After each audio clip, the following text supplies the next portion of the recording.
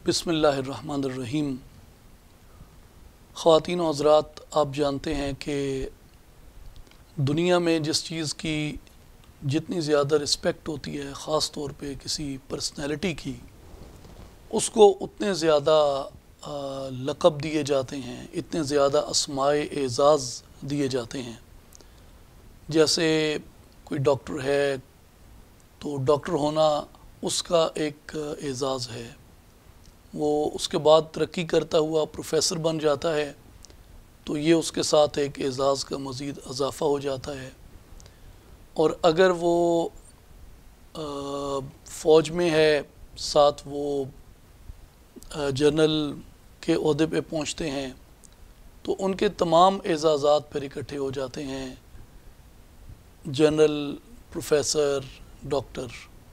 और साथ अगर वो किसी ऐसे ख़ानदान से ताल्लुक़ रखते हैं जिनके साथ कोई लक़ब लगता है, जिस तरीके से हमारे यहाँ राइज है, चौधरी, मेहर, मलक, मियाँ, ख़ान, तो राव, तो ये जब अलक़ाबात लगते हैं तो इनका भी नाम में इजाफ़ा हो जाता है। और उसके बाद उनके शहर की निस्बत या उनके बुज़ुर्गों के शहर की निस्बत भी बाज़ दफ़ा लग जाती है उसके साथ, जिस तरह तिरमज़ी, मशहदी, लाहौरी। तो इसी तरह ये उस शख्सियत के एज़ाज़ का बाइस कहा गया है। तो ये मैंने इसलिए तमहीद पेश की कि इससे आपको ये समझने में आसानी होगी कि जिसके जितने ज़्यादा अलक़ाब होते हैं वो उसकी पर्सनैलिटी की उतनी ज़्यादा जिहात को, उतनी ज़्यादा डायमेंशंस को वाज़े करता है। अब ये मैंने दुनिया की मखलूक की और निस्बतन आर्जी और अदना दर्जे की मिसालें आपके सामने दी हैं। इसके बाद ज़ेबा तो नहीं, लेकिन चूँकि मिसल की गैर होती है तो मैं अर्ज़ करता हूँ कि अल्लाह जल्ल शानहू के जो अस्माए मुबारका हैं वो भी कसीर हैं, उनकी भी कोई लिमिट नहीं है। जो मारूफ़ रवायात के मुताबिक जिन्हें हमारे यहाँ अस्माउल्लाह हुस्ना कहा जाता है, अस्माउल हुस्ना, उनकी तादाद 99 शुमार की गई है, लेकिन वैसे 1000 तक भी शुमार किए गए हैं। इसी तरह सैयद दो आलम सल्लल्लाहु अलैहि वसल्लम के भी जो अस्मा और आपके अलक़ाब हैं वो कसीर हैं, और उनमें से भी जो मारूफ़ हैं वो 99 हैं। लेकिन बहुत से उलमाए कराम ने, आइम्माए दीन ने इस पे ये बताया है कि रसूलुल्लाह सल्लल्लाहु अलैहि वसल्लम के मारूफ़ अस्मा 99 हैं, वगरना उनकी तादाद भी सैकड़ों में है। इसी तरह जो अल्लाह ताला की आखिरी किताब है कुरान हकीम, इसकी अज़मत के बहुत से पहलू हैं, बहुत सी जिहात हैं, बहुत सी डायमेंशंस हैं। हम पे ज़्यादा ज़रूरी तो ये है कि उनके मुआनी पे, मफ़ाहीम पे और उसके मक़ासिद पे गौर करें, और हमारे लिए उससे क्या अमली फैज़ान है उस पे हमें गौर व फ़िक्र करना चाहिए। लेकिन कुरान करीम की मोहब्बत अपने दिलों में हमें ये जिहाद देखने पे भी उकसाती है कि कुरान करीम के कितने ख़ूबसूरत अस्मा हैं, कुरान करीम के कितने ख़ूबसूरत नाम हैं, और कुरान करीम के अस्मा की तादाद भी बहुत ज़्यादा शुमार की गई है। यानी इसके जो फ़यूज़ हैं उनके एतबार से भी और इसकी जो बरक़ात हैं उनके एतबार से भी इसके बहुत से अस्मा ज़िक्र किए गए हैं।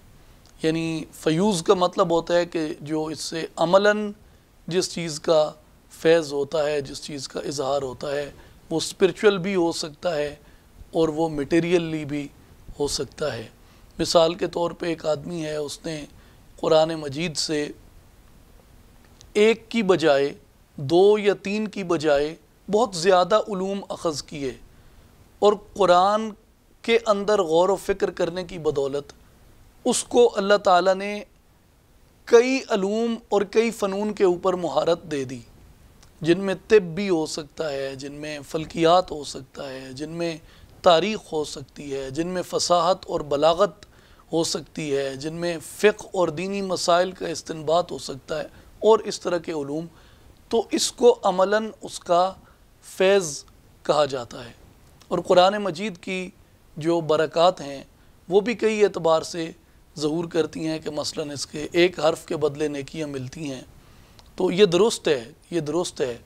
اور اسی طرح قرآن مجید کے کوئی شفا کہا گیا ہے، اور اس لیے کہ قرآن مجید کی بعض آیات کے ذکر سے شفا نصیب ہوتی ہے، اور ویسے بھی قوموں کے اندر جب زوال کی بیماری لاحق ہو جاتی ہے تو قومیں قرآن سے ہی شفا پاتی ہیں۔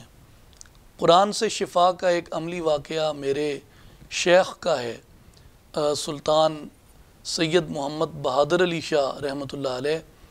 آخری عمر میں آپ کی جو بینائی تھی وہ کم ہو گئی تھی، آپ کی کوئی تقریباً 124 سے 134 برس کے درمیان آپ کی عمر تھی، تو آپ کی بینائی جو تھی وہ کم ہو گئی، تو آپ نے بطریق روحانی یہ عرض کی کہ میں بینائی اپنی واپس کس طریقے سے حاصل کر سکتا ہوں۔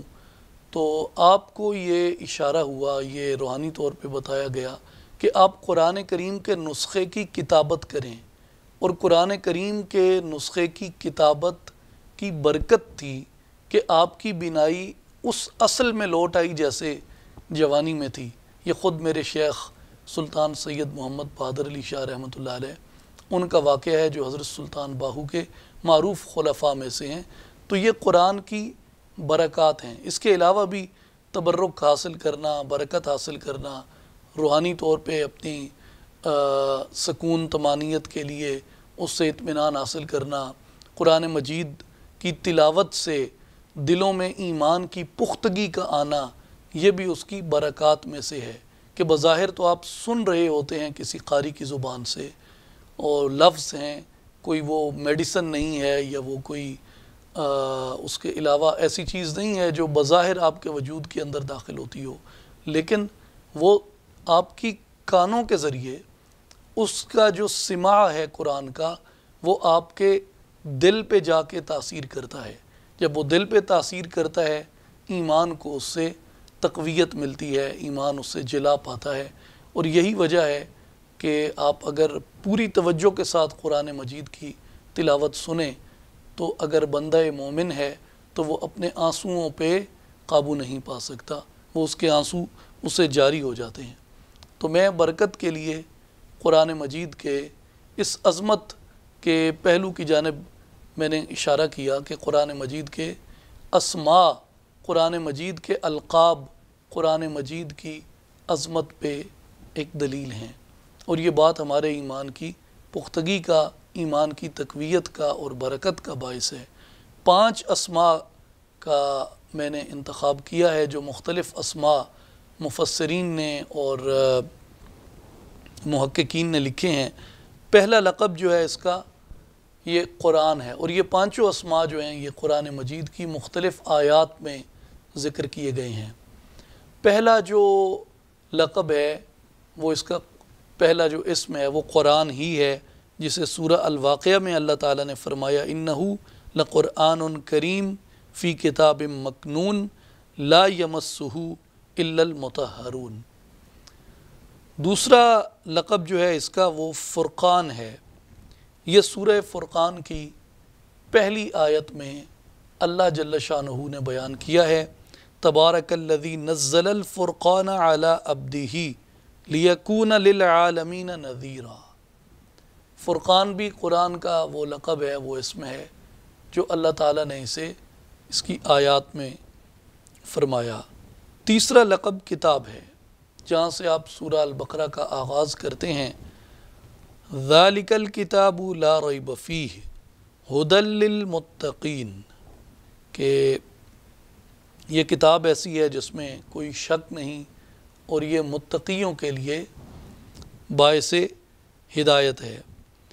چوتھا لقب قرآن مجید کا ذکر ہے، یعنی ذکر بھی کہا گیا ہے قرآن مجید کو، انا نحن نزلنا الذکر وانا لہ لحافظون۔